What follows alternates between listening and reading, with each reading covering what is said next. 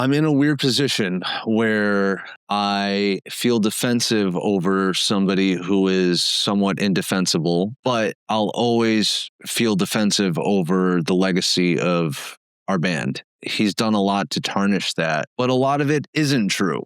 A lot of it is people making stuff up. I'm trying to toe this line of like, okay, yeah, like you're not all wrong. Believe me, nobody has more reason to hate that guy than I do. Nobody. Mm-hmm. I promise you that. But like a lot of people have it wrong and people add stuff onto him that he doesn't deserve. He deserves plenty.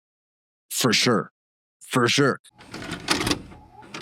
Fred Cimato of Cute Is What We Aim For. Fred, you've been blowing up the internet lately and talking about the Fuel by Ramen days, the past, the history. And it's great to have you on to talk about that as well. It's great to be here. It's great to talk about it. So what kind of like sparked wanting to do this now? Like, why are you feeling like this is the right time to talk about it? You know, I mentioned in my videos that a lot of 2025 was spent working with Shaant and writing songs and talking about a 2026 year reunion. You know, I'm sort of getting in the headspace of like being Fred from Cute Is What We Aim For again for the first time in a very long time. It's not happening the way that it was supposed to happen. Shaant and I have a rocky relationship. Always have, probably always will. Honestly, what made me start my TikTok page was I was listening to Toby Morse's podcast. I listen to his podcast all the time. I think he's great. I love him. But he had Haley Williams on recently. You know, she's talking about her early days and like where she is now. And she's mentioned, you know, her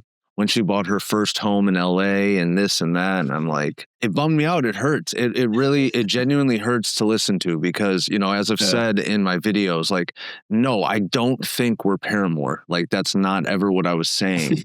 Paramore is one of the greatest bands of all time. Like, of course, I recognize how great that they are. That's what makes me sad. The thing that makes me sad is that my band was given literally the exact same opportunity as they were given. And they took it and did this amazing thing with it. And we ended up where we ended up. I think you'll also find a lot of people will misinterpret everything you said because they heard anything negative about something that they loved. And it's I'll take the smoke on Paramore any day. Because at the end of the day, like I could never possibly say anything negative about them at all. So if anyone wants to come at me, let's go. I understood it very clearly because like I was around that time, right? Like I remember what 2005, 2006 looked like and how big like Paramore was getting, but also like everyone's talking about Cute Is What We Aim For is like the new, like kind of the new Academy is kind of the new like Fall Out Boy Panic at the Disco type band. And like all of a sudden it was like, yeah, these are like all of the new wave of Fuel by Ramen bands. So like when you're talking about it, I'm like, yeah, okay, I understand that. It's like they obviously had like some interest in your band as like the next big thing to take over from when Fall Out Boy and Panic at the Disco made the label. I guess Panic was a little bit later too, but you know, Fall Out Boy makes the label really big and now everyone's like, who's the next one? Who's the next big one? We've got this like attention on us. And Cute Is What We Aim For was like right there at the top with like a lot of these other bands. And the thing is that like, you know, I talk about in my videos how like if Paramore and Cute Is What We Aim For only released one album, I think Cute Is What We Aim For would have gone down as the more popular band. What people don't realize is like Paramore was more of a slow burn. Like their first album came out, it did not really pop off. You know, they toured on it. And like I said, I mentioned in one of my videos, like they were on tour with a band called My American Heart, their main support. And like, we got to play the show in Buffalo and like, you know, there's like maybe 300 people there, but like, and their album had been out for a while. Like, I think we were talking to Fuel by Ramen or maybe we were signed at that point, but either way, I remember like being in the parking lot and like talking to Haley and talking to guys being like, so like, you're doing it, like, what is it like? And it's like, my dad drives the van. Like, I forget whose parent drove the van, but you know, like that's how we looked at it. And that's how we were introduced to them. And then, so our album came out and like, it was huge right away. You know, obviously sort of the legacy of my band was we were a flash in the pan, but when it dropped, like it was big. It was much bigger than any other band on Fueled by Ramen at that time. I think we set the record for the highest debut selling album on Fueled by Ramen history. So, yeah, I mean, it's easy to say in 2026, like, oh, you guys never had the longevity and this and that. It's like, I mean, yeah, you're probably right for sure. But if you went back to 2006, nobody would have said, oh, this band's definitely going to be more successful than this band. It was just like Fall Out Boy kind of just pushed all these bands forward in a way that, like, yeah, 20 years later, of course, we look back at it differently. Like, yeah, I kind of like agree with you with the first album thing, because All We Know Is Falling is not my favorite Paramore record either. But then it's like, oh, clearly, like, the artistry gets better, and the more time you have with it, and for sure, the people in the band, the better you can get at your craft. And so you need, like, 4 or 5 records to really get there. And I mean, with them, they only needed 2. Their second record was insane. Yeah. Dude, Riot isn't my favorite either. It's like 50-50 with me. Sure. You get to Brand New Eyes, I'm like, okay, cool. Now I see who you are, and now you're one of the greatest bands of all time. Totally. So when you were originally doing the band in Buffalo, how did you get the attention of Fueled by Ramen? I know there's like the street team story with Hawthorne Heights, but like, how did Fueled by Ramen come into the picture, and like, what was the conversation that got you to like getting signed and getting you involved in like that universe? Yeah. So, the Hawthorne Heights thing, like, that is definitely, that is like ground zero for our band. Like, I don't think we get signed to Fueled by Ramen, or at least get signed as quickly as we did without that, because that is what put us on the map on Pure Volume. That is what got the ball rolling. Like, we won a contest to play Bamboozle. So that just like really put us on the map. And Shaant and I started the band in December of 2004. It was like Christmas break. And that summer, June of 2005, we're on our very first tour that we booked ourselves. And we played just like an East Coast run, and John Janik comes out to the show in Tampa, rolls up in his Ford Focus, and comes and sees us play. I think it was like a matinee show too. For some reason, I remember it being during the day. And we were terrible. We were so bad. We had 5 songs in total. 5 songs written, just period. And I don't know. He saw something in us. He saw something in Shaant. Like, let's be real. He, we just had an energy about us. We knew we were good, and we all kind of had this internally. We had sort of this faith in Shaant that, like, all right, you're going to this place, and like, all we got to do is just like be on board. We got to like carry our weight. And that was sort of the attitude of the band. Like, he couldn't miss, and we couldn't miss. And so, yeah, John Janik came and saw us in like June or July of 2005. And then I think by like October, November, we signed officially. And so there's a couple months of like talking back and forth, but there was no bidding wars. There was no other label involved. There was no nothing. I think actually, now that I'm talking about this, like I said, we only had like 5 songs. We would go into the Goo Goo Dolls studio in Buffalo, but we would do overnight sessions because it was cheaper. So like the Tease and Please demo, the Finger Twist demo, the Lyrical Lies demo, all of those were recorded at like 3:00 in the morning. And, we paid the intern engineer like $100 or whatever. So I think one of the first order of business was he set us up with a producer, and we went in, like, recorded our songs for real for the very first time. And after that, that's really like, okay, I could see it now. Now it's like a little polished, and like, all right, let's do this. Now I know what we're doing. Yes. So there was no like at the time, were you thinking like Fueled by Ramen is this label, or were you kind of just like, oh, they're the only ones who want us, like, we'll just go there? It was both.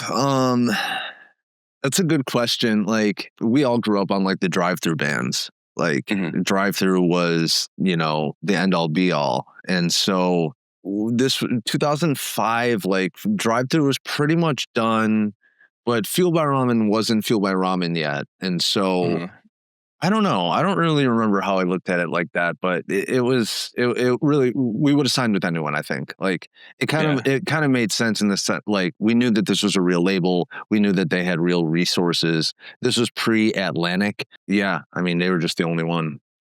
So, I mean, it worked. I'm glad that they were the only one, but no, there wasn't anything crazy there.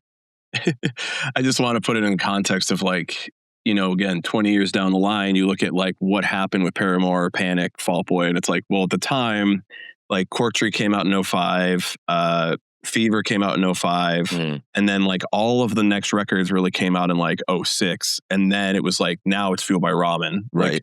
Like, totally. I guess Academy's came out in 2005 too, but you know, it was like, these are like the bands of like this shared, we call it the Fueled by Ramen shared universe of all these bands, and like everybody's in each other's music videos, and there's all this crossover with everybody. And it's like, that didn't really exist for like a couple of years until like after Blood Rush came out.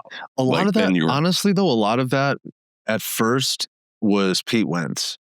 Like, you know, the Academy's were his boys, Panic were his boys, you know, and so we kind of felt like outsiders in that regard. And we didn't really know. That's why I talk about Paramore so much, because Paramore wasn't Decadence. Paramore wasn't associated with Pete Wentz. So it felt like us and Paramore were the only like actual Fueled by Ramen bands at that time. And we were both, you know, the same age. And so it was really like, okay, we don't really know how we fit in. William Beckett sings on our record. He does guest vocals on one of our songs, and like Shaant really pushed for that, because I think Shaant really wanted to like be accepted into that Pete Wentz umbrella. Pete Wentz was always really cool to us, but like, no, we were never one of his bands. That was like a big thing. And I think John Janik really like babied us in that way, because he also knew like, no, this is my band. Like, I'm making some money off of, you know, what Pete is doing, and Pete is great for the label, obviously, but like, no, like, this is mine. And I think he took some pride in that, and I think he babied us a little bit, which is great, you know. And so we like, that kind of added to the chip on our shoulder too. We're like, we don't need Pete Wentz, you know, we're good enough on our own. Like that was, but you know, the last tour I did with the band was opening up for Fall Out Boy, and that was the coolest tour I ever got to do by a mile. So I'm not saying anything bad about Pete Wentz or Fall Out Boy. Because Decadence seemed to come up just so fast after the blow up, and it's like, yeah, there clearly was a separation of like the Fueled by Ramen and Decadence side of it, but like from as outsider, like we're looking at it like, you know, it's all kind of the emo scene, it's all the pop punk scene, everybody's going on tour together, everybody's friends, so it's like, you know, I think we look at it like labels were like their own silos, and so you'd have like this genre and this fit over here, and this genre and this fit over here, and so like Fueled by Ramen and Decadence had so much overlap that sometimes I think we forget they were like kind of separate. But I know I forget about it too. I forget like that was even like a thing that we thought about back then, but it really was. And as like Panic started to get more popular, you know, we met Gym Class Heroes really early on. They're from like an hour away from where we're from. And so I remember we played like a couple local shows with them, or maybe like right when we got signed, like small shows. And like they were always like a Fueled by Ramen band, but a couple of years later, like we were on tour with Fall Out Boy, and Gym Class Heroes was also on that tour. And by that time, just a couple of years later, like they're Decadence.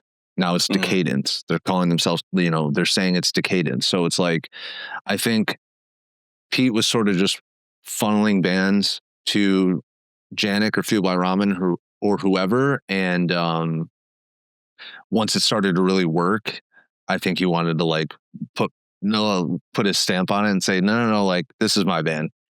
Don't get it twisted. I can do it too, Pete. Yeah.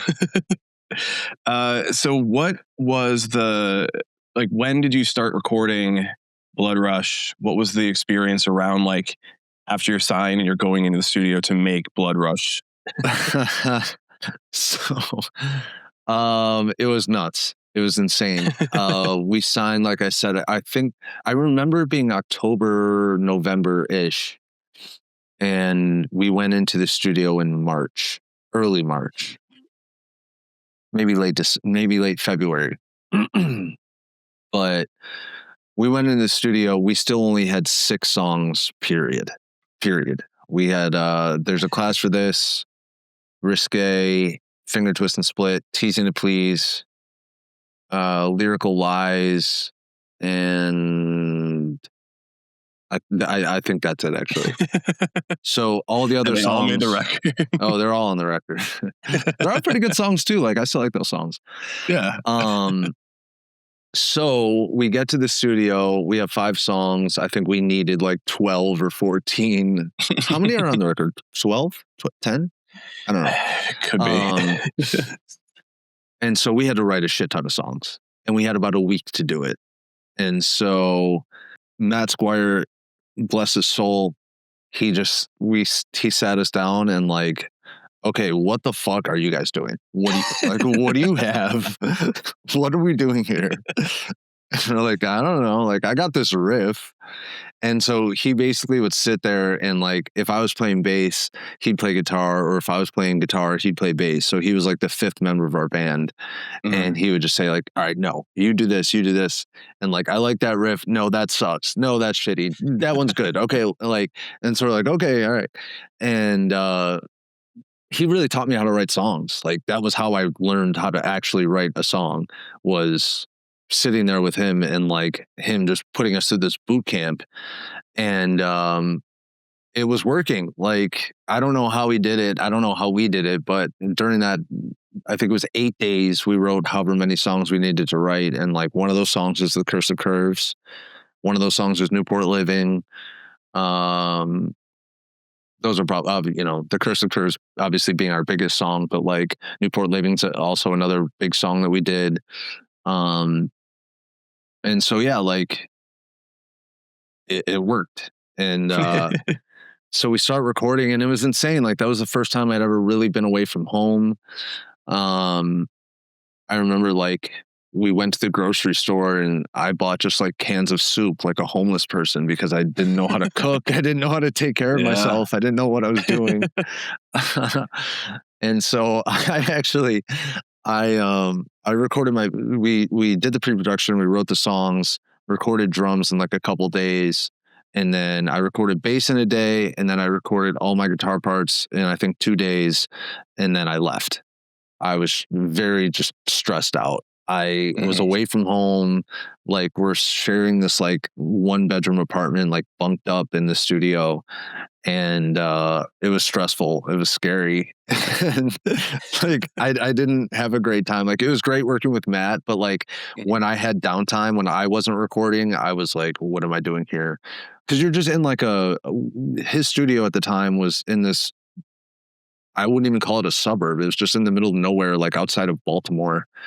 And there's nothing to do. And again, I'm 17 years old. Like, I have nothing to do anyway.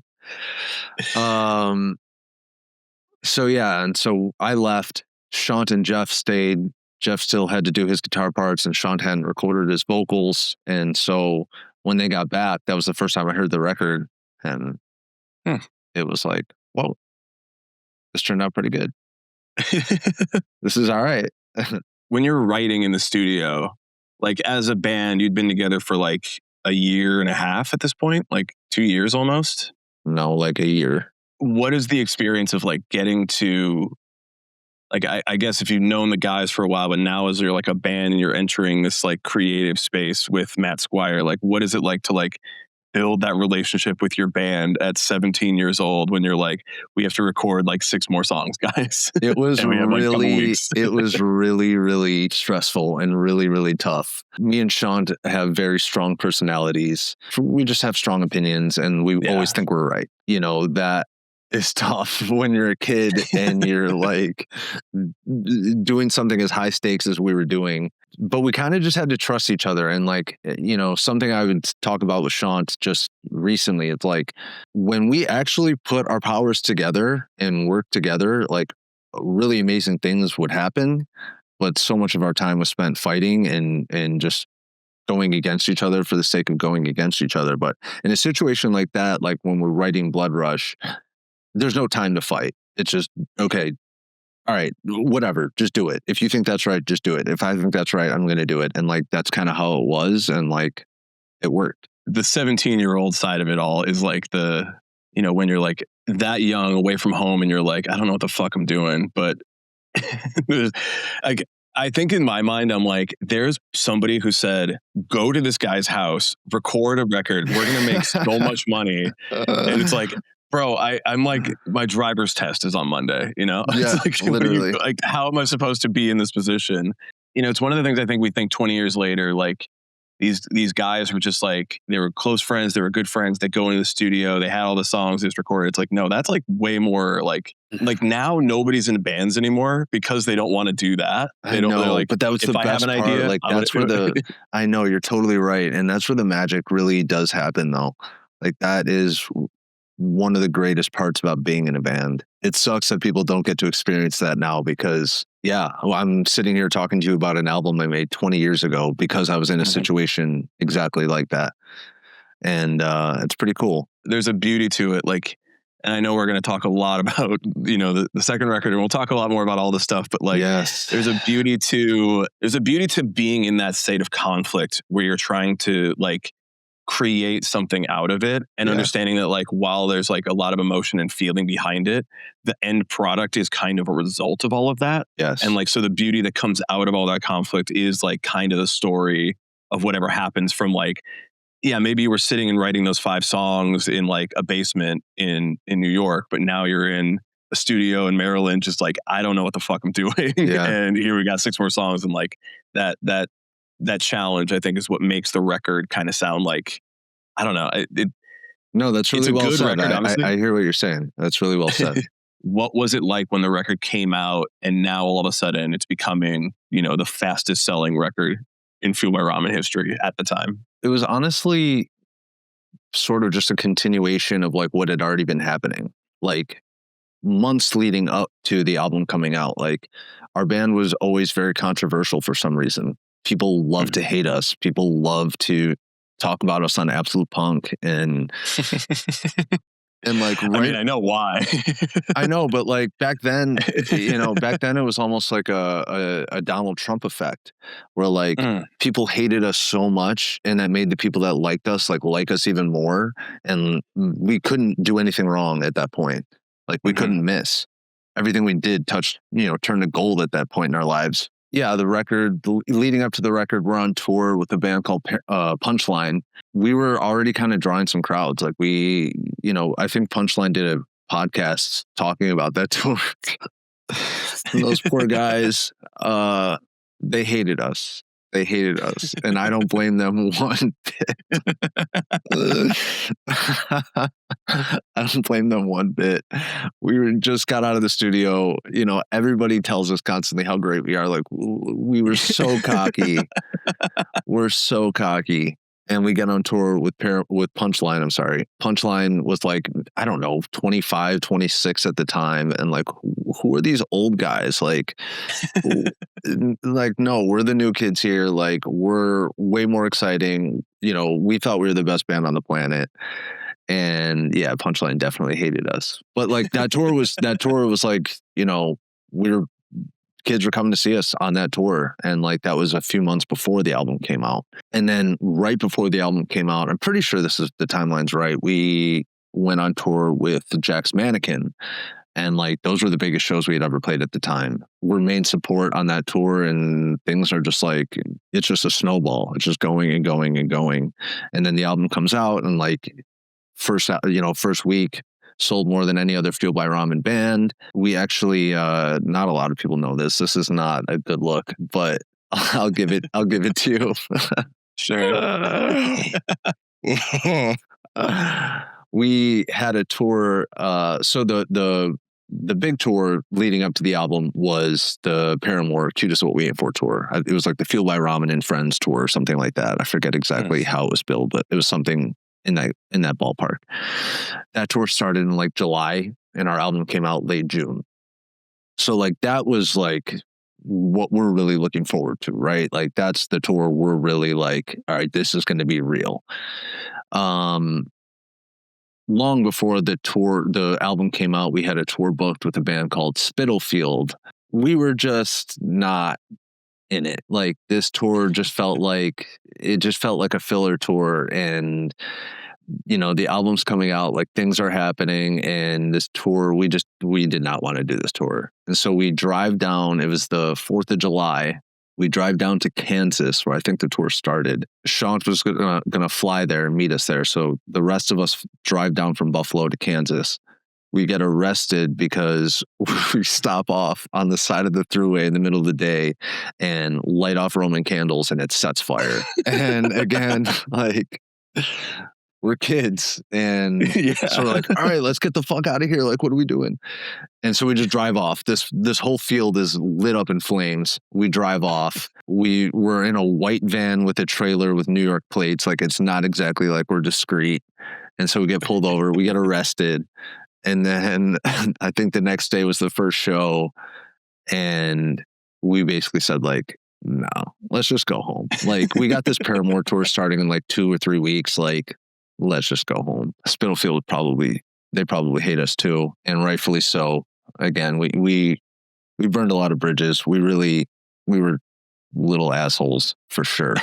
We were little assholes. Mark Rose is a friend of ours, so I'll ask him about that. I'm sure he doesn't care. I hope not. I honestly don't even like remember the guys. I don't remember much about that at all, except getting arrested and then just driving like a ton to just not do this tour. I bet you they do remember it though, because like I said, like it was so people wanted to hate. People still look for any reasons to hate our band, and so back then, especially for us to just be like, yeah, you know what, you guys go on and do this tour without us. Like, we're not really interested. Because I at the time, people were like, why would anyone like a band called Cute Is What We Aim For, making this like pop music for girls? Mm-hmm. And like now, of course, I look back and I go, it's pretty good. It's good. At the time, I was like, as an edgy teen myself at the time, I'm like, yeah, fuck that. Like, Cute Is What We Aim For, what the fuck is that? And now I look back and I go, that band has some hits. That band has some ragers. But you're also like 17 years old and you're like, I'm into punk music. Mm-hmm. So like, that's the vehicle to do that. But then you're also like, let me go set some fireworks off because, like, I'm 17 and I don't give a fuck. Yeah, dude, like, we grew up, like I said, like, we grew up on the drive-through bands. Like, I'm a pop punk kid forever. I'm still a pop punk kid. It's funny that you say that because, Shaant and Jeff played in a ska band before Cute Is What We Aim For. And Shaant wasn't the original singer. Little fun lore is that the band was called Cherry Bing. They had the lead singer was also played guitar, and he quit to go to college, I think. And so they replaced him with Jeff and Shaant. The guy who was the original lead singer of that band was Mike Angelakis, who went on to start Passion Pit. Mm-hmm.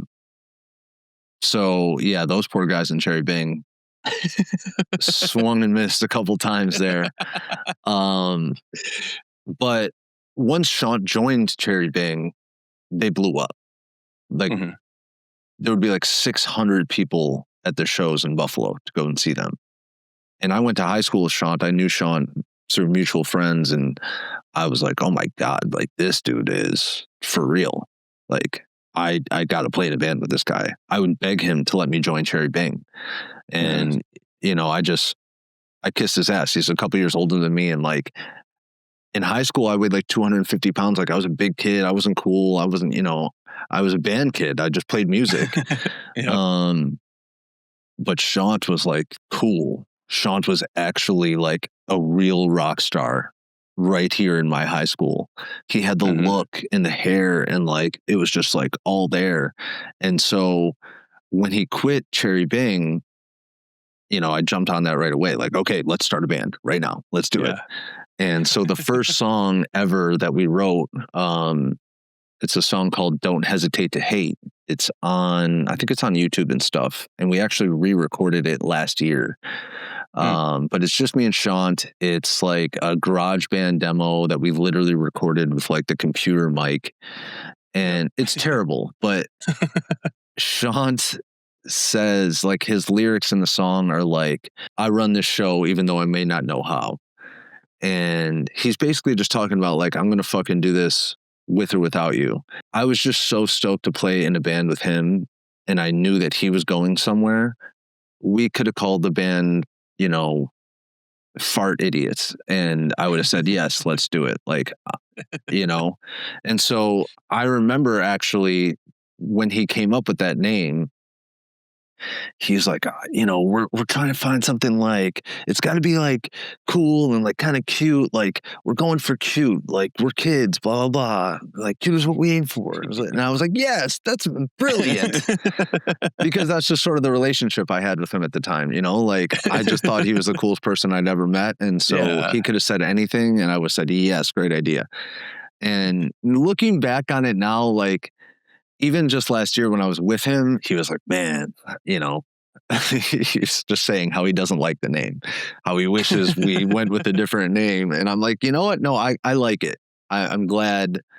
It's so ridiculous and it's so outlandish, like, that nobody will ever be able to forget that. Like, it's so funny now, 20 years later, that a band called Cute Is What We Aim For was legitimately popular and legitimately like a real band. You brought up the ska band stuff because I also edit the Emo Night LA podcast called CD Burners. I'm going on that today. And the episode that's coming up. You're going on CD Burners today? Yeah. Oh shit. Because I'm going to go over there and be on that right before you. Then. No way. Dude, so I'm going to literally like watch you walk in as I walk out. Oh, that's what's going to be happening. Wait, so what are you doing there? I'm recording the same, like an album with them, an album review. Oh, that's sick. Yeah, but they just did Blood Rush on the episode. So I was literally editing it like 2 days ago, and then I'm like hearing all these stories about like, oh, that's insane. Like TJ had found all the stuff that like came up, so like I knew that story because I literally just heard TJ talk about it on their pod. That's insane. Like, so he reached out to me. TJ reached out to me and said like, hey, we just did a podcast about your band. Like, I'd love to have you on to like kind of add some color to that episode. And so he sent me the episode. I listened to it already, and man. Gotta do some damage control. It is so funny how much they were talking from my boy. I actually like purposely wanted to talk with you before I went and did that because I was getting pretty heated listening to that, and it's tough. You know, I spent the last night, I didn't really sleep well last night because, you know, listening to that. And you know, this, I think this pertains to any interview I do now, but like, I'm in a weird position where I feel defensive over somebody who is somewhat indefensible, but I'll always feel defensive over the legacy of our band. And he's done a lot to tarnish that, but a lot of it isn't true. A lot of it is, you know, people making stuff up. Mm-hmm. And that's sort of like, I'm trying to toe this line of like, okay, yeah, like, you're not all wrong. Like, believe me, nobody has more reason to hate that guy than I do. Nobody. Mm-hmm. I promise you that. But like, a lot of people have it wrong, and people, you know, add stuff onto him that he doesn't deserve. He deserves plenty. For sure. For sure. That listening to that podcast really, like, you know, they say, you know, they give praises to the album, which is, you know, really cool, and I appreciate it. But at the same time, like, they spend more time talking about how much they don't like him and, you know, what a shitbag he is. And like, a lot of the stuff they're saying isn't even true. And like, if you want to say he's a shitbag, I'm not going to stop you, but don't make up lies. Yeah. That's kind of where I'm at. And that's a tough place to be in, because like, again, like I recognize that this person has said some terrible things and some really dumb shit, but I'll always go to bat for Cute Is What We Aim For, and especially the album, because, you know, I kind of touched on it a bit in like my TikToks and stuff, but like, people, you know, I've heard people say like, oh, you know, I listened to the album now and it's so problematic and misogynist and blah, blah, blah. And like, if you feel that way, that's totally fine. But like, he was an 18-year-old kid. And like, yeah, the most popular song at that time was, you know, the groom's bride, whatever. The Panic song. Whore, yeah. Or the Groom's Bride is a whore. Like, that was just sort of like, I called her on the phone and she touched herself. Like, that's what we were listening to. That's where this dude's head was at. And he's an 18-year-old kid just trying to be cool and trying to be like one of these bands. Like, it's not, he was not a shitty, you know, he wasn't anything like that. He wasn't a woman hater. He's not a racist. He's not, you know, whatever. Like I said, he's a lot of things, but like there's some things that he's not, that people, you know, want to give him credit for. And so that's a tough place for me to be in. I'm having more trouble than I thought I would, having to be in this place where like I'm defending him, and he deserves some sort of, you know, justice, I think, in the name of my band, but you know, at the same time he doesn't, and I recognize that. And it's a weird place for me to be. I've never been in this place before. And you know, when I was in the band, nothing like this had happened yet. So, you know, the interesting thing that I found is like a lot of these bands, because of when we were young and like there's all this money to be made off of these anniversary tours and all that, is like, I think sometimes the bands are a little bit protective of like the IP of the band, the name of the album, the name of the act and all this stuff. And I found that like looking at it from what it is now versus what it was at the time, it does feel like some of it has either gotten diluted because like these guys kind of suck and it's like, damn, I don't even want to do it with them. And like, now it's just the singer out on tour with the band, which I don't want to say every tour that's just the singer without the original members is like bad, but I've seen some, and I've seen some that are good, some that are like, this looks like a different band. And like, you know, if the singers showed up to like a live band karaoke night and played one of their songs, that would be the exact same experience I feel like I'm having at some of these tours. I've said the same thing. It's like, these are cover bands, not the original artists. And I think that it's been very refreshing seeing how you're talking about it, because it isn't like I'm trying to defend anything except for like, I love the music that I made. I love the thing that I created. And I really wish that I could continue doing it and being a part of it right now. Yeah. When there's this moment, when we are all looking back, when there is this nostalgia thing, because I want to make sure that people are aware of like how we fit into it and the good music that we created together and all of that. And I found it very interesting the way you've been talking about, which is why I reached out in the first place. Cause I'm like, oh, this isn't like all that. This is like a totally different way of looking at this time period. That's really well said too. I appreciate that, because that is sort of what I'm saying. Like, I've said it to Shaant as well. Like, obviously you could go and do these 20 years things without me. Nobody would know the difference. They've played a million shows. They played more shows without me than they have with me. If you ever want to write music again, that's a totally different story. But he especially is in a strange place where he is one person, I think, if anybody would look worse, like, I don't think anybody could look worse going on tour by themselves than he would.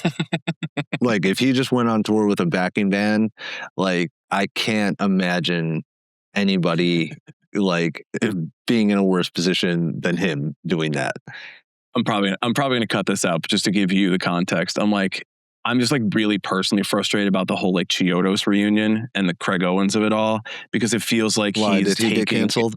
Yeah, but also no, I don't really give a shit about cancellations. I guess personally, I'm like, if the band is making money and they're on tour and people are showing up, like, who's canceled? Sure, but. It felt like what he did was he re-recorded the record in order to cut the original guys from the band out of like performance royalties or like all this like back end shit that like obviously the fans don't know anything about and don't care about. But it's like, now we're performing this new version of the record with these new guys that are on it, and none of the original guys are getting paid anything for like the music. And it like, that's interesting. It puts a sour taste in my mouth as somebody who was like there at the time and was like, this is like who is in the band. These are like the guys in it. And so now when you're doing it 20 years later, it's like, where are those guys? What happens to the other members that aren't the singer with the cool haircut that is like, oh, we don't even care about them because we're just hearing the music played by this guy. He's on stage, he's singing it. Totally. So I have some good news for you about that. Most bands that do that it's sort of like, like Taylor Swift does Taylor's version. Me and Shaant had been talking about doing this with Blood Rush. Cartel just did this. Bands do that because once you recoup your album, you own the masters to your album, or sometimes there's different stipulations and different record deals. But basically, like once you own your album, like we own Blood Rush, if we released it again, if we just re-recorded it, we would start making 100% of the money from the streaming and stuff instead of a cut going to Fuel by Ramen. So gotcha. The good news, if you are a Chiodos fan, I don't know. But like I am. in that I'm situation, not a Cargones fan, but I'm a Chiodos fan. In that situation that you're talking about, like if Shaant went and did that, got a totally new band and re-recorded Blood Rush, like those are still my songs. I'll still get royalties from those songs. Fuel by Ramen wouldn't, but I would. Gotcha. So the band is still protected. Okay, that makes me feel much better about it, because I've had a sour taste where I'm like, and not to say that Shaant would do that, but like obviously if he's writing with you, it's always possible. Well, fingers crossed he doesn't, but like, damn, after all this, I hope that he goes, you know what?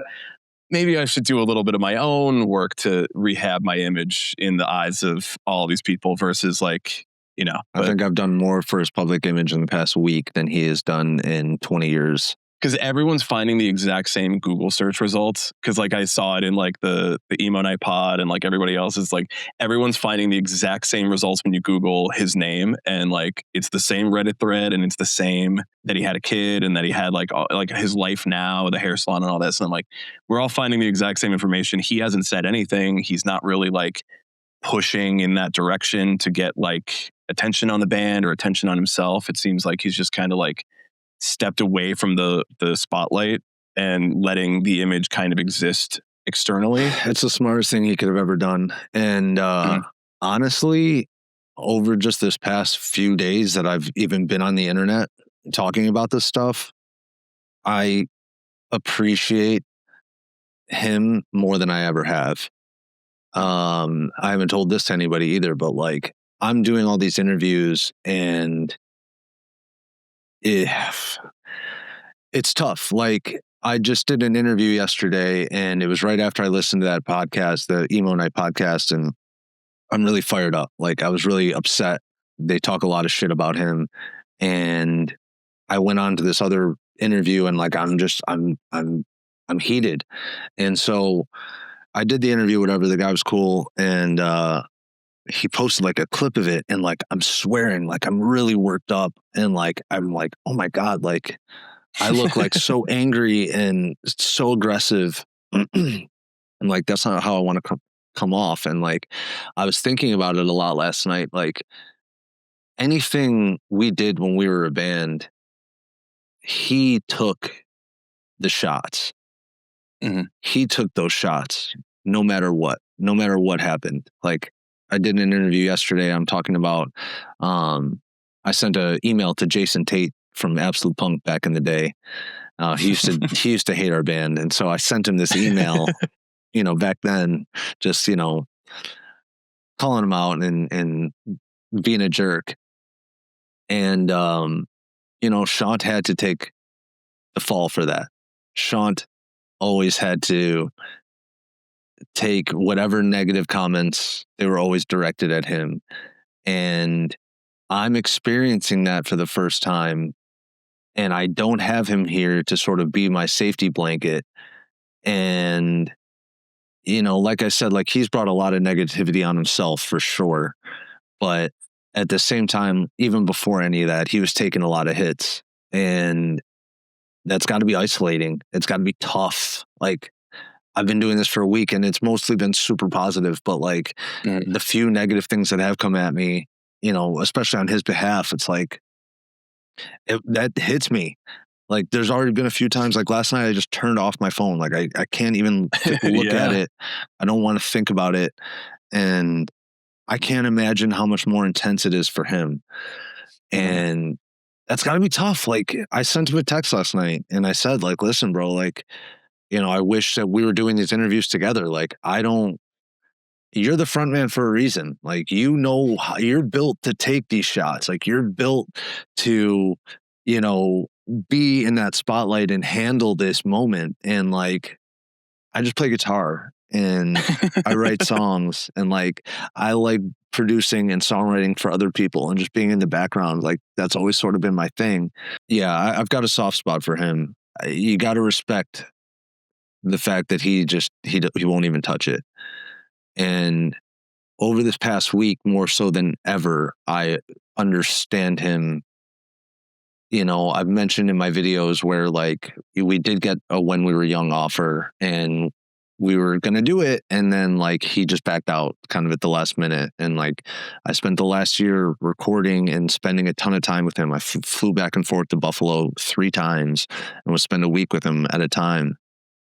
And, you know, sort of the same thing. Like, things were starting to get serious. We were talking to people about, you know, really recording and booking shows, and like he just backs out. And I know that it's because of this kind of stuff. I know that he knows what this really means. And I never did until this week. I never did. But I know that he knows what this really means and the price that he'll really have to pay. This whole time I was thinking like, dude, like, let's just go play some shows. Like, what do you mean? We go make some money and have fun doing it? Like, that is the American dream. Like, right? Like, what are we talking about? And like, now I get it. It's tough. Like, people, especially for him, like, people want to hate him. And when you're in that position, like I said, like, you know, it's got to be really hard. It's got to be really hard to know that if you flinch, if you make one wrong move, people are going to be down your throat and people are going to be up your ass and people are going to, you know, find any reason to pick everything that you say apart. And that's a lot of pressure. And I'm feeling it right now, not with you personally, but right. I know. But yeah, like, the internet is and for him to have actually said some stupid shit and some bad shit that people really can hang their hat on, like, man, I can't imagine how tough that is. Regardless if you know that people are going to come see your band and come see you sing and like, you know, still support you, like, that's tough. To see how much it's like, oh, I wonder, you know, has he said anything? Does he have a profile? Is he posting anything? And then like the first result is like that one Reddit thread. Mm-hmm. And it's like, this is in and of itself, like, one of the more damning things about like this culture is like the one thing that we're the most interested in is this one Reddit thread from years ago, from like, I think that was a 2019 Reddit thread or something like that. And it's like about something that happened before. And it's like, dude, yes, but we've lived 30 lives since that happened. And to see that as like the first thing is only, I mean, yes, it's because like there hasn't been a lot of him putting things out on the internet, but also he shouldn't have to like correct the record of something that happened so long ago, when really it's about like, I mean, maybe you feel differently about it. I feel like, you know, okay, yeah, he has sucked in the past, and we want to give people like that a chance to not suck in the future. That I definitely agree with. What I'll say, you know, up until last year, I hadn't seen him since 2012. So what is that, like 15-ish years where I didn't see him. When we talked, it was very negative. We had some money issues come up. And he was struggling heavily with alcohol up until like 2018. So I didn't know where he was at, you know, really, with his stuff. Yeah. And I definitely asked, you know, I needed to know what did you actually mean by this stuff? And he explains it. And when he explains it, it does make much more sense. I definitely think he could have said it a lot better. But yeah, I do think that, I personally think that people deserve some sort of explanation. Maybe not deserve, but I think that it would be in his best interest But at the same time, I also think that people are just going to hate him regardless of what he says or does. And I think that his attitude is more so just like, no, let's just move forward and let them say what they're going to say. But I don't know. I personally think he probably really struggles with that. I want this interview to also be about like the legacy of the band and not just, sure, I don't know, just a Shaant conversation too. But he's an interesting guy, though. He'll get you clicks. I mean, sure. I'm posting these videos.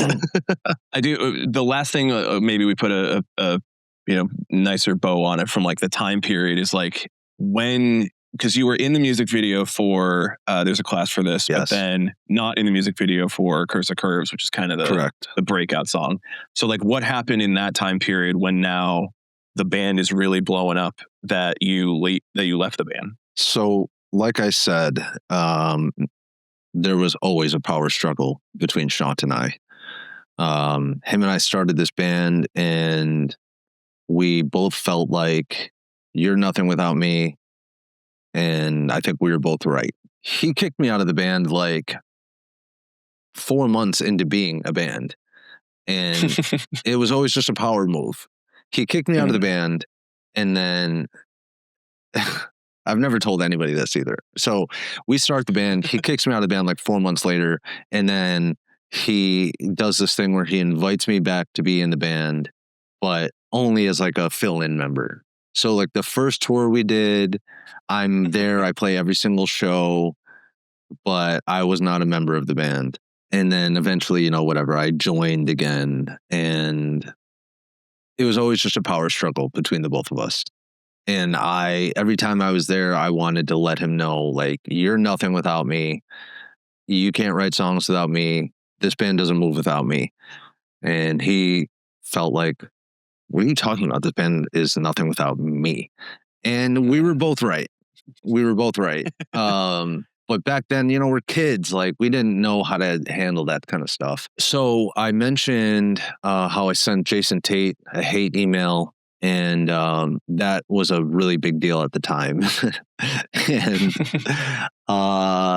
like that got back to the label and our management, and everyone's calling like, why did he send this email? Jason Tate posted it right on the front page of Absolute Punk. Like, yeah.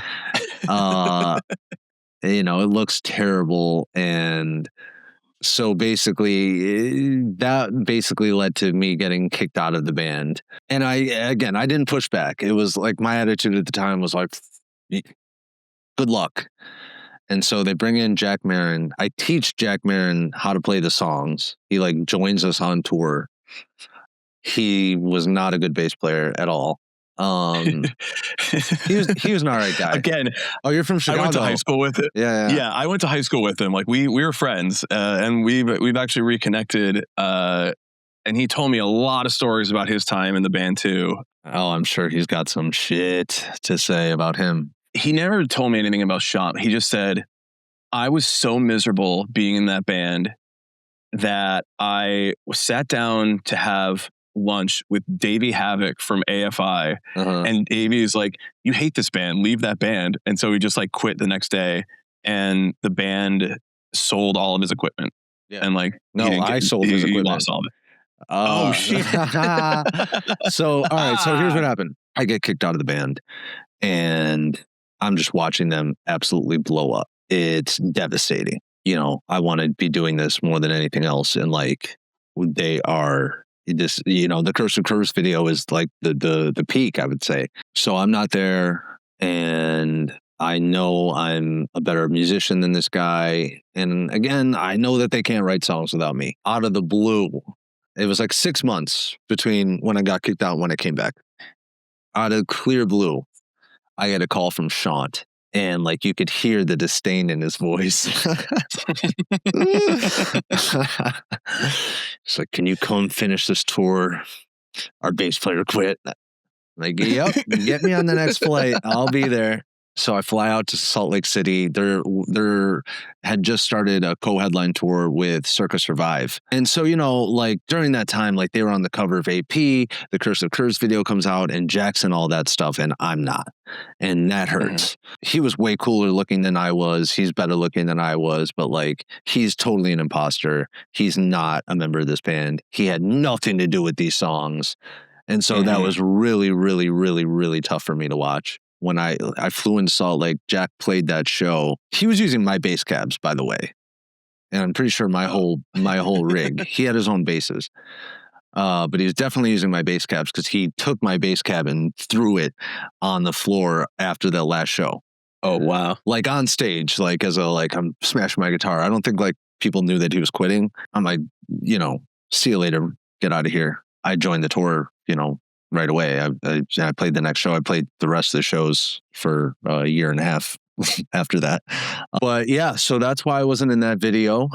The video sucks. I would have absolutely thrown a fit if I was in the video because I would have hated that there's no live shots of the band. The video sucks, but it's looking back on it now, like it's so great because it does suck. And like, I recognize that like it kind of epitomizes the band really well. Like Shaant's hair is extra straight and extra ridiculous. And it's just like so outlandish and ridiculous. But at the time I would have been really pissed about it. So yeah, that sucks. Like I tell people, oh, I used to play in a band. Oh, what was the band? And then they look it up and like, I'm not in the picture. And it's like, oh no, I promise you I did write the song. This is me playing bass and or guitar on the song. Just not in the picture or in the video. So that was always tough, but like,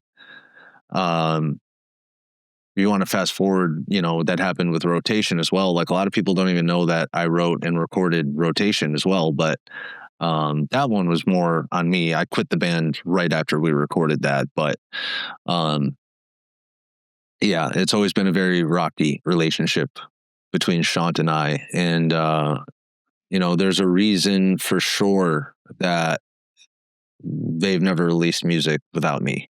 I was also listening to Matt Squire talk about when he recorded Panic at the Disco, and it was like there is this pair of like the Ryan Ross and the Brendan Urie, and obviously Brendan Urie is also a talented musician in his own right, but the pair of them and like the duo and how you come into the studio and how you create music as that duo creates something that like each individual part couldn't create separately. Yeah, but also I guess in your case it's like you kind of are like the music side of Cute Is What We Aim For, and then Shaant is more like the face and the voice on top of that. For sure. And so, like I said, we had been recording and working together all last year. It was the first time I had seen him since 2012. We had not written songs together since Rotation. And truthfully, I was not really interested in writing songs with him. I've kept in touch with Tom and Jeff forever. We've never been out of touch. So like, they did the 10-year anniversary tour, and, Shaant was heavily struggling with alcohol at that time and he couldn't sing. They were tuning the guitars a full step down so he could sing the songs. And so I'm kind of thinking like, all right, his voice is probably shot. That happens. But whatever, like we could get some auto tune. Like I just want to play some shows. I want to do 20-year anniversary Blood Rush shows. Like, but Shaant was like, no, dude, like I've been singing, like I sound good. I want to get into the studio. I want to write some songs. So I kind of like, all right, fine. I guess we could do that. If that gets me to playing shows, like, sure, whatever. But I got to say, like, he sounded better than I've ever heard him. He genuinely sounds like he's still like 18 years old. And we wrote a few songs and it's like, whoa, like if anybody liked Blood Rush and like is interested in our band, like we were writing songs that you would want them to sound like. You know what I mean? Like I made the comparison when I was talking to Shaant. Like this to me is like how you would want Cute Is What We Aim For to sound in 2026. It's, I use the comparison to the band Finch. I love Finch, by the way. Love Finch, yeah. Great band, but like huge difference between their first and second album. So if like, if you heard that Finch was coming out with a new song, it's like, and it sounds like what it is to Burn, like, okay, let's put this on. Or does it sound like this, you know? And like, we're writing stuff that sounds like Blood Rush. Like, it sounds like me and Shaant. And that was really cool. And I really hope people get to hear those songs sometime.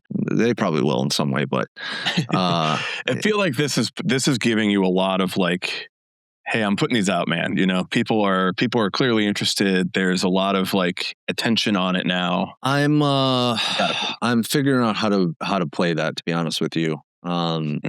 I'm truly hoping that all of this is Shaant's gonna see that there's attention on me, and he's gonna hate it, and he's gonna say, all right.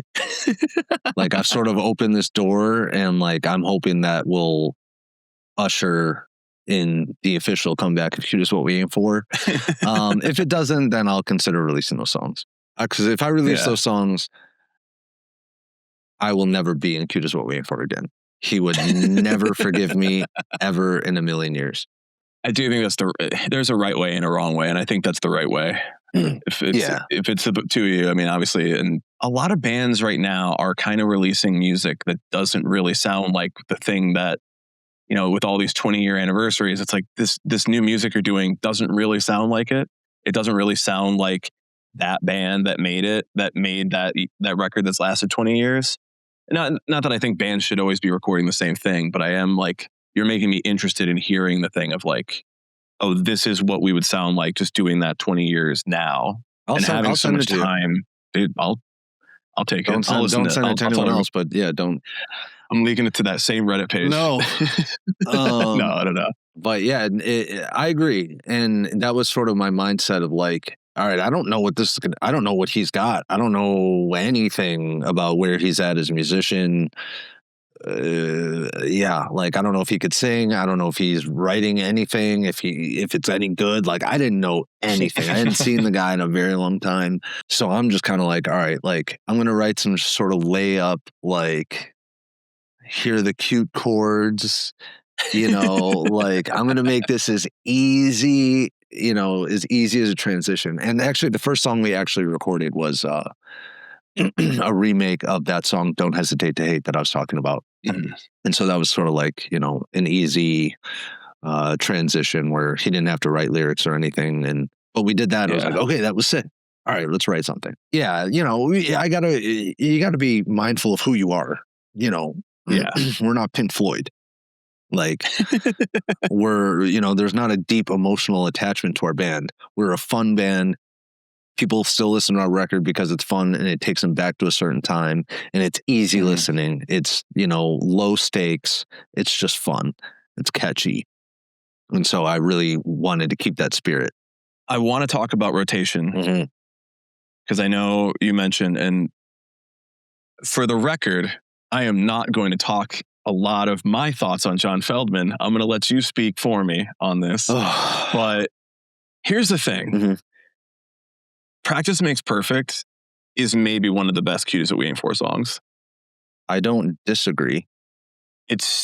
I love that song. So okay, so do you have a specific question, or you want me to just kind of get into it? I would love to just hear about the record, about like, and you know, sort of leading it from like the first record brings you into this world, and like, and sort of like the results of that. And now we're talking about second record. You're back in the band. You're recording this new album, and it's like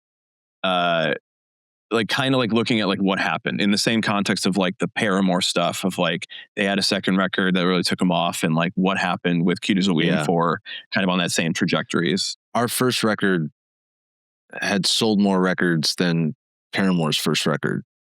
Just first album before our second albums came out. And so, but Paramore was a year ahead of us on the album cycle. And so we're on Warped Tour with Paramore when Riot comes out. And we were going to record Rotation that winter. So, 6-7 months later.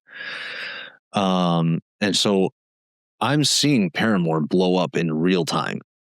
Like, going from the band that was like equals to us to a band that is absolutely blowing it up, just knocking the walls down and becoming one of the biggest bands ever. And genuinely, my mindset was, okay, like, if that's what they're doing with their second album, we're going to just do it better, because that's what we did with our first album. Like that was what my mindset really truly was. And even though things had started, you know, Shaant had started to struggle with drinking, and like there was definitely cracks in the foundation, to say the least. I still ultimately believed that you know, we were going to figure it out. And like once we got into the studio, and like things were just going to work out for us, because that's what they always did. We finished Warped Tour and we're talking about producers, and I think Jeff had pitched Feldmann, and I was all about it. I love Matt Squire. Matt Squire, like I said, he genuinely taught me how to write a song. He was the most amazing, you know, father figure, producer, songwriter. He was everything. And I love that man. I owe him a lot. But I felt like, okay, you know, we accomplished so much with Matt, and we had a small budget for that album. Now we have this huge budget. I want to see what a producer who has that sort of pedigree brings to the table that Matt might not bring. Like, I learned so much from Matt. I want to learn from somebody bigger. At the time, Shaant wanted to work with Matt Squire on the second album, and I really pushed for Feldmann. And, you know, I sold him the same thing. Like, listen, like, yeah, Squire's great, but like, you know, listen to those used albums. It comes time to get to recording, and we're pretty burned out. Like, Shaant's really bad with alcohol at this point, and we had become stoners over the past year, and like we really don't get along, Shaant and I especially. So really, we're just kind of like going through the motions. Really, we're struggling internally for sure. And John Feldmann was pretty much like the worst person we could have worked with at that time. He was extremely divisive right off the bat. He would invite Shaant and Dave, or Jeff and Dave, or he would always invite people, certain members of the band, to go do certain things. And so it would always be like a cliquey thing. Like, oh, this person's hanging out with John this week and this person's not. And it was really weird. And like, we're already on super thin ice. Like, we're already struggling to stay together. And this guy's coming in and like, just like putting those dividers and making them even bigger, which was like the last thing that we needed at that point.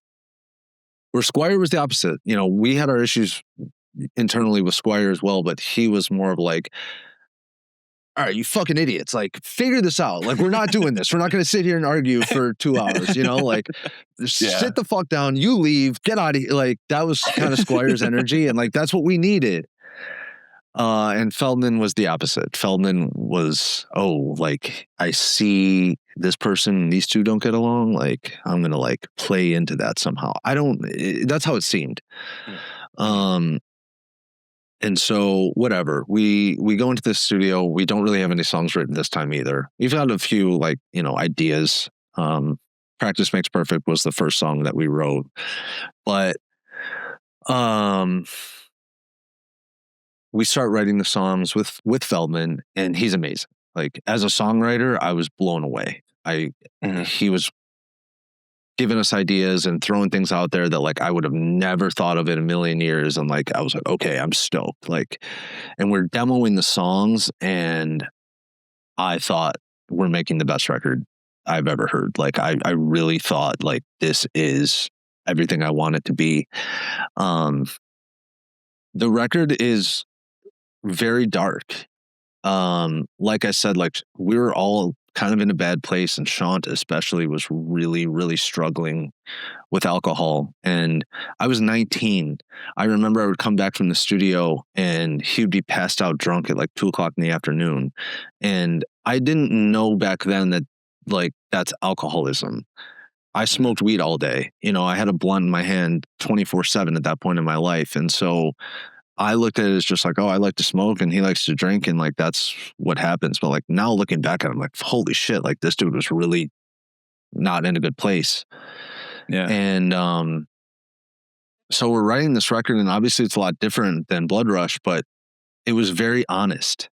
And I thought that our fans would really appreciate that, because I thought that Shaant was like somehow like the alcoholism and the depression that he was in was like filtering through the bullshit that he normally sings, where it's normally just like pop, pop, pop, pop, pop, pop, pop, and he just kind of like dances over and you don't even know what the hell he's really talking about most of the time. Whereas now he's like, I've become what a mother wouldn't want in a son, and nobody is harder on me than myself. And like he's writing like it's heavy. It's really heavy, especially when you know. And I was looking at him like, I see where you're at, and like I was like, damn, like this is real. And I think that's going to resonate with people. Like, this isn't some bullshit pop record. The first thing that really happened that really was really tough was literally the day before we start tracking the album for real. Feldmann pulls us aside and says, I don't want Tom, your drummer, to play on the album. I'm getting a studio drummer. Tom is my cousin. Me and Tom have been playing in bands together. I started playing guitar because of Tom. I played drums first, and Tom played drums, and he knew a bass player. So I was like, okay, if I play guitar, then we can start a band. And that's literally why I play guitar. And Tom he's an amazing drummer. He is now, he was then. So it wasn't exactly like we had to slouch as a drummer anyway, but also I'm very protective of my cousin. And I'm just more of like, we're brothers in this. Like, that's always been my mindset. And so I flip out, like, no, let's go to a different producer. I call Matt Squire. Matt Squire's like, I got the studio open, like, get to Baltimore. Like, let's do this right now. So it's this whole thing. And ultimately, the other guys said, no, we want to do what Feldmann says. And so that was really tough for me. That was tough for sure. And so he brings in the studio drummer, and ultimately he did it because he wants his drum parts. This drummer came in, and it was essentially like having a MIDI drummer like I do now when I'm making demos. The drummer does exactly what I want it to do. So he would say, play this, bop, bop, bop, bop, bop, and the drummer would do exactly that. So he wanted to just strip Tom of any sort of creativity at all. He just wanted his drums. Whatever, fine. It comes time. So how it worked was we recorded the first like 4 or 5 songs first and in their entirety. So like we recorded Practice, Doctor, Navigate Me, maybe Loser, and Miss Sobriety. I forget, whatever. But we had a few songs and fully mixed. While we had these songs fully mixed, and we still had like 10 more songs to record. And so we had these demos. The demos are something I am working on releasing. I have them on my old iPod from back then, and I'm actually emailing this guy back and forth right now. He's going to show me how to get them extracted, because somebody else had been asking me about Rotation, and the demos of that album are amazing. They're so raw, and like you could hear what I'm talking about, where it's like, it's not the record that came out. And so we get the first mixes of those songs, and they sound like what they sound like. And I was furious, because if you listen to that album, there's a lot of bells and whistles and horns and synths and blah, blah, blah, blah, blah. It's a lot of noise. And like that was all done after we left the studio. We recorded that and wrote those songs as a 4-piece band, 2 guitars, bass, drums, and then, vocals, obviously. And so I heard the mixes, and again, I kind of flipped. Like, I thought it sounded terrible. I hated it. I still think that it's absolutely exhausting to listen to. Like, Practice Makes Perfect is the best one. I think it's aged better as well. But,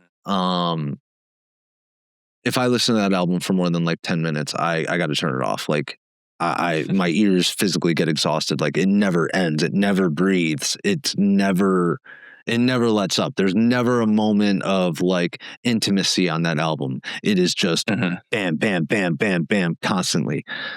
And I hate it. It's absolutely exhausting. And so I was not shy about how I felt. I thought that Feldmann was a terrible producer. I thought he was the worst guy ever for the job. And 20 years later, I absolutely stand by that because I truly believe, and it's not his fault because, you know, if we knew how to talk to each other as a band, we could have had a real conversation and said, hey, this is not the guy. Like, we should go to Squire. Like, these things happen. You hear about it. You know, bands re-record albums like this. This is not where we want to be. And, but we couldn't. We were too immature and too stupid. And so, yeah, so Feldmann hated me. He told everyone he wanted to punch me in the face. And he wouldn't like really track with me. And I was happy. I hated him too. Like I thought we were making a dog shit record. I hated it. And so right when I got home from recording that album, I quit the band. I called our manager and I said, I don't want to do this. Like, I hate this album. Nobody was listening to me. They, you know, whatever. I hate it. I don't want to do it. And so that's what I did. And so I had about 6 months there between the time I quit the band and the time the album came out. And I'm thinking like, I'm going to be Scott Reiner from Blink, or I'm going to be Pete Best from the Beatles. Like, you know, like this band's about to blow up. They're about to be the biggest band ever. I see what Paramore has become at that point. And again, I just thought like, yep, we're just going to be bigger. And like, I thought I was sort of just being self-righteous and, oh, I'm going to quit the band because, you know, they didn't want to make the record the way I wanted to make it. And it's very bittersweet looking back on it now because I was right. You know, that record was a huge commercial flop. And I sincerely believe, you know, it had nothing to do with staying power. It had nothing to do with, you know, us just kind of being a flash in the pan band. No, we made a bad album. And, you know, by the end of it, it was like Shaant and Dave and Jeff and like this dude Mikey Lasapanura who played drums for a minute, and like he was like way older than us. Like he looked terrible like in that band. He was a really cool dude, really nice guy. Had no business like being in Cute Is What We Aim For.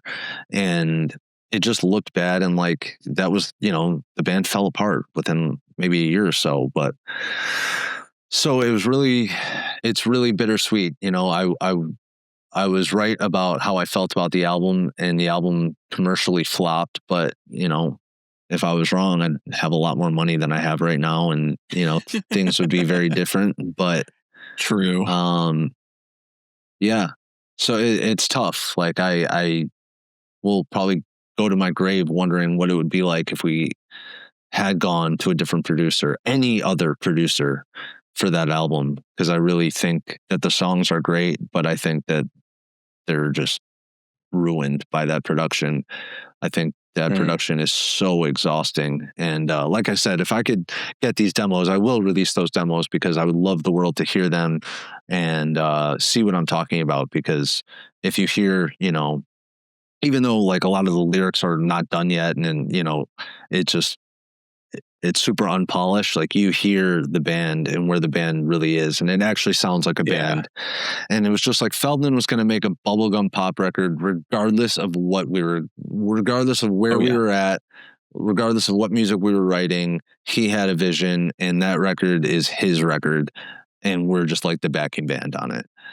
You said everything that I wanted to say without me having to say it. The exact same things you said about his production style is what I don't like about the records that he works on. And it's like, this feels like a John Feldmann record, not a Cute As We Aim For record. Totally. I really like what you said about intimacy, because yes, it's like, there's no personality here. There's just horns and every maximalist sound walls at you. And it's like, dude, who are the people here? Yeah.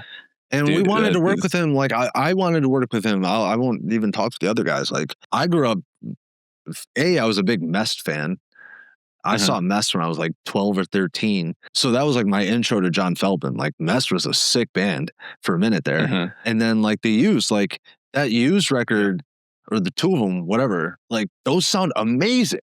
Those are such great sounding records. And like Bert especially sounds like so raw and in your face, and like it sounds just awesome. Even the Story of the Year record sounds really good. So good. And so like that's who I thought I'm signing up for. Like, yeah, exactly. You know, and yeah, I couldn't have been more wrong. That was just the time when I'm like, dude, he clearly bought too many sample packs and is like, I want to use these sample packs on this. That's how it was. Like it was insane.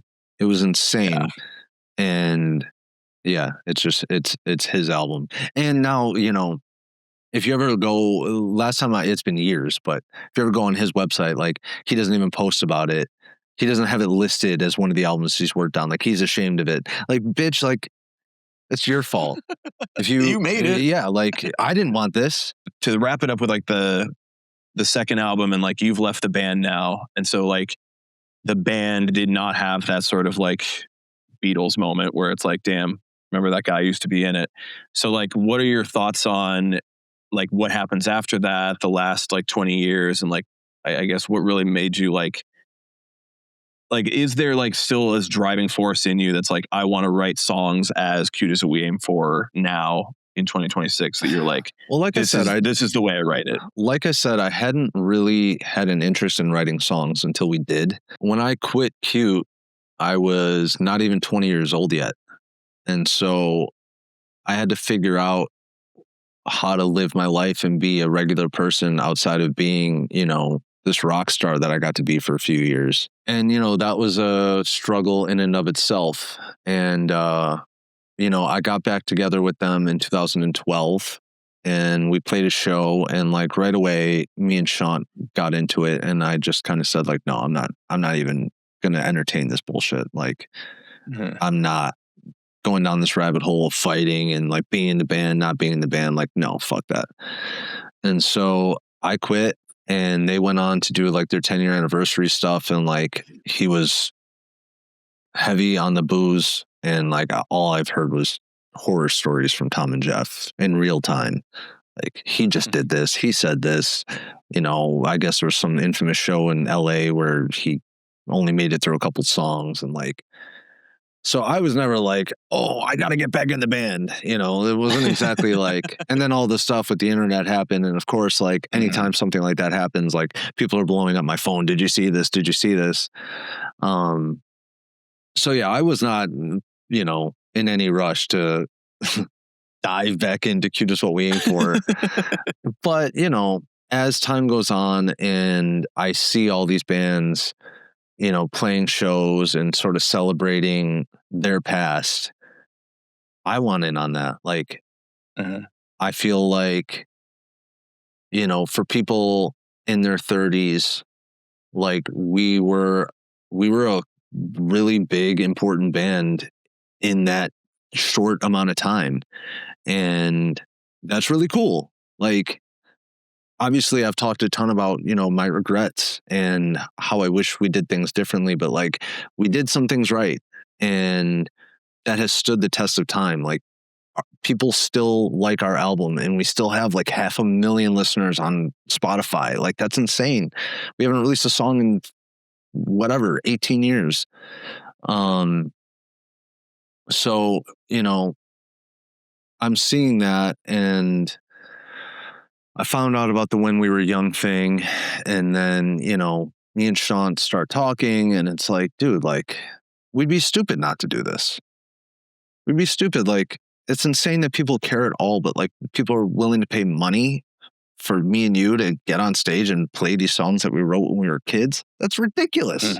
It is. It's absolutely ridiculous. And so, you know, yeah, like, of course I want to do that. Like, I haven't played a show since 2012 with Cute anyway. I'll always be proud of Blood Rush. That'll always be my baby. And like, it'll always be, you know, life is really tough. Life is always going to throw some bullshit at you, and it could be a battle sometimes, but like I could look back on Blood Rush and know that I was being authentic and being my true self, and it worked. And it's something that I'll always be able to hang my head on, that like we did it right. At least we did that right.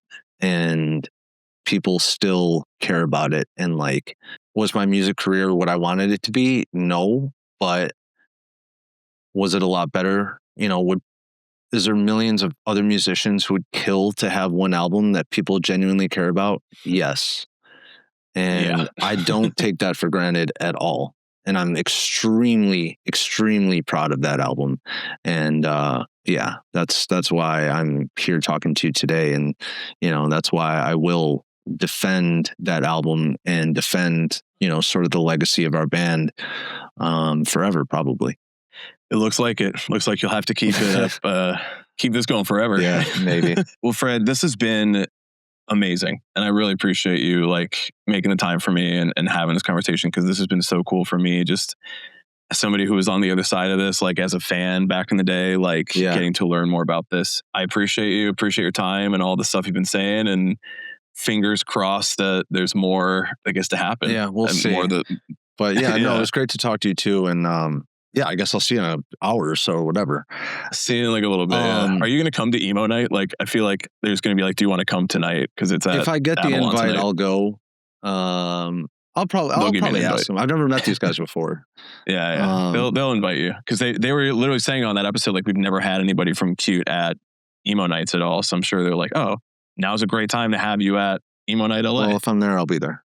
But all right, maybe I'll see you a bunch of times today. I hope so.